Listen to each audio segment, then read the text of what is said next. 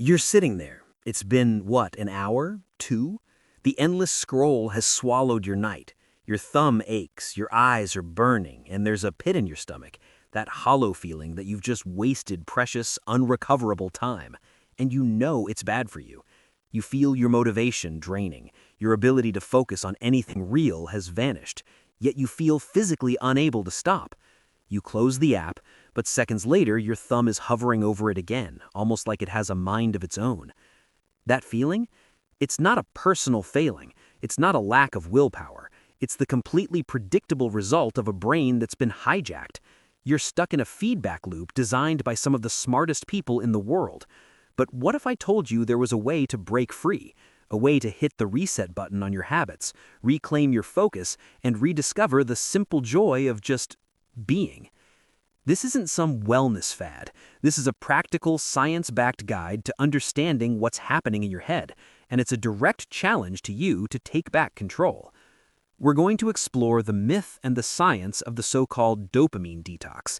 Then I'm going to lay out a 24-hour protocol designed to reboot your habits. This will be hard, it will be uncomfortable, but it might just be the most important thing you do for your mental clarity all year. The science, why your brain feels broken. First, let's get one major misconception out of the way. The term dopamine detox is, scientifically speaking, a bit of a misnomer. You can't, nor would you want to, detox from dopamine. Dopamine isn't a toxin, it's a vital chemical messenger in your brain, crucial for motivation, learning, and planning for the future. It's not the pleasure molecule so much as the motivation molecule. It's the force that drives you to seek rewards, and trying to eliminate it would be both impossible and a really bad idea. The term was popularized by Dr. Cameron Seppa, a psychiatrist who intended it as a technique based on cognitive behavioral therapy, CBT.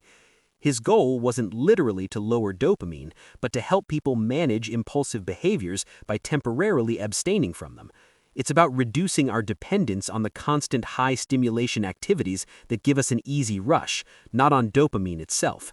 Think of it less as a chemical flush and more as a behavioral reset, a way to let your overstimulated mind recalibrate. So, what's actually going on in your brain? It comes down to a few key concepts. First, reward prediction error. Your brain is a prediction machine. Dopamine is released not just when you get a reward, but when the reward is better than you predicted. Social media is engineered to masterfully exploit this. The variable reward schedule, sometimes you get a few likes, sometimes a post goes viral, sometimes it's just noise, keeps your brain guessing. It's the same mechanism that makes slot machines so addictive. Every scroll is a gamble, and your brain is always chasing the next potential win, that next little dopamine surge that might come from the very next post. Second, we have the epic battle, instant gratification versus delayed gratification. Your brain has two competing systems, one that craves immediate rewards, and another governed by your prefrontal cortex that handles logic and long-term goals. Modern tech is designed to feed that first system.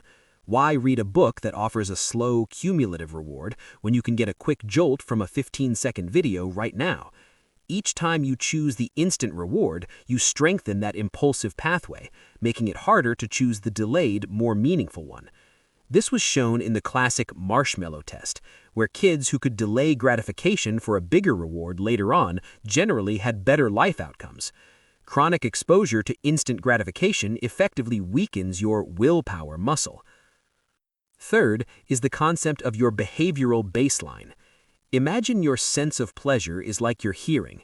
If you spend all day at a loud rock concert, standing right next to the speakers, what happens when you leave? A normal conversation sounds like a whisper. The world feels muted and dull. Your ears aren't broken, but they've adapted to an overwhelming level of stimulation. The constant bombardment of high-stimulation activities, social media, gaming, junk food, does the same thing to your brain's reward system. The same things that used to give you a rush now barely register.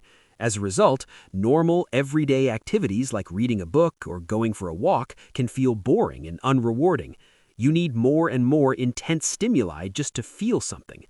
Abstaining from these activities for a while is like stepping out of the concert hall.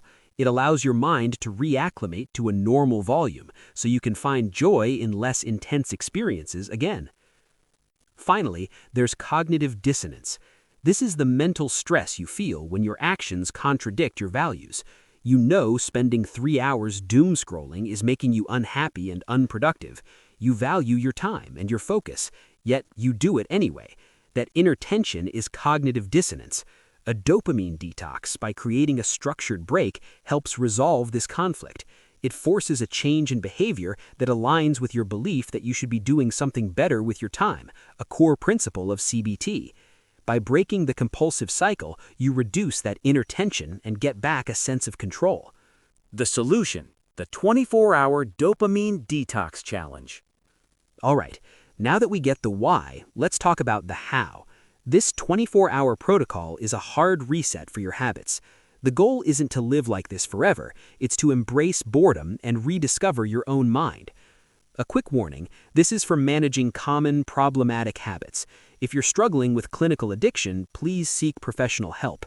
This is a tool for self-discipline, not a substitute for clinical treatment. Ready? Here's your 24-hour challenge. Pick a day, probably a weekend, and commit. Preparation: the night before. Your detox starts the night before. First, tell anyone who might need you that you'll be unreachable for 24 hours. This removes the what-if anxiety. Second, prepare your environment. Put your phone, tablet, laptop, and gaming consoles in a drawer, in another room, or even give them to a friend. The key is to introduce friction. The harder it is to access a distraction, the less likely you are to impulsively grab it. This technique is known as stimulus control in CBT. Finally, have a plan. Have a physical book ready, lay out workout clothes, and decide on simple meals you can make without much thought. The 24-hour protocol. Wake up around 7 a.m., no phone, no screens. The moment you wake up, that first urge will be to grab your phone. Don't. This is the first and most critical test. Replacement action. Take a cold shower. The shock will jolt your system and give you a natural burst of energy. Then journal for 10 minutes. Write down what you're feeling, the urges, the anxiety, the boredom. This act of mindfulness helps you observe your impulses without acting on them, a core skill in CBT. The psychology. You are immediately breaking the habit of starting your day with a reaction. Instead of your brain expecting a flood of notifications, you're giving it a challenge. Journaling allows you to sit with those uncomfortable feelings, which helps you learn to tolerate them over time. Morning, 8 a.m. to 12 p.m. Embrace the boring. This will probably be the toughest part of the day. You're now facing hours of unstructured time without your digital sidekicks. The key is to monotask with low stimulation activities. Activity restrictions: no screens, no music, no podcasts. Eat a simple, plain breakfast, avoiding sugary foods that also provide a quick hit rush. Replacement actions: go for a long walk, preferably in nature, and leave the headphones at home. Pay attention to the world around you. Your brain, starved of its usual hyperstimulation, will start to notice the details again. After your walk, pick up that physical book and just read. The psychology. Walking can help improve your focus and mood. Reading a book forces your brain to engage in a linear, focused task, exercising your prefrontal cortex and your capacity for delayed gratification. Embracing what feels like boredom is crucial. Boredom is your brain's chance to self-reflect and tap into its default mode network, which is linked to creativity and problem-solving. Afternoon, 12 p.m. to 5 p.m. Productive solitude. The afternoon is for engaging with the physical world and your own thoughts. Activity restrictions: still no screens, no music, no shopping. Eat a simple meal, then set a timer for 10 to 15 minutes and meditate. Just sit in silence and focus on your breath. The psychology. Chores provide tangible progress, which is rewarding in a healthy, non-addictive way. Meditation is a powerhouse for emotional regulation. It teaches you to notice a craving, sit with the discomfort, and let it pass without acting on it, a practice often called urge surfing. Evening, 5 p.m. to bedtime. Wind down naturally. As the day ends, the temptation to reward yourself with screen time will be screaming. This is the final push. Activity restrictions: no TV, no movies, no pornography. Keep the lights dim to encourage your body's natural melatonin production. Replacement actions: make a simple dinner, then reflect on the day. Journal again. What was the hardest part? What did you notice? Were there moments of unexpected peace? Plan your next day on paper. Read some more. Go to bed earlier than usual. The psychology. Avoiding bright, stimulating screens before bed is critical for sleep quality and emotional regulation. Reflecting on the experience reinforces what you've learned and your sense of agency. By choosing sleep over screens, you are ending the day with one final powerful act of delayed gratification. Call to action. The challenge is laid out. It's simple, but it's not easy. If you feel trapped in this cycle of distraction and low motivation, I'm challenging you to try this 24-hour reset. Try it this weekend. Pick a day, commit, and see what happens. When you're done, come back and share your experience in the comments. What was the hardest part? What surprised you? Your story might just be the push someone else needs to take back control. The outcome. Life after the detox. So what happens after those 24 hours? You will likely wake up on the second day feeling different. The world might seem a little sharper, more vibrant. That cup of coffee might taste richer. This isn't a magical neurochemical reset. It's the power of psychological contrast. You've just spent a day in silence, so now you can actually hear the music. The most profound change, though, is the mental one. You've just proven to yourself that you can live without the constant digital drip. You have broken that cycle of cognitive dissonance and reclaimed a sense of control. The urges might still pop up, but they'll feel less like commands and more like suggestions you can politely decline. You've shown your brain that delaying gratification is not only possible, but ultimately more satisfying. The point of this isn't to abandon technology forever. It's about changing your relationship with it.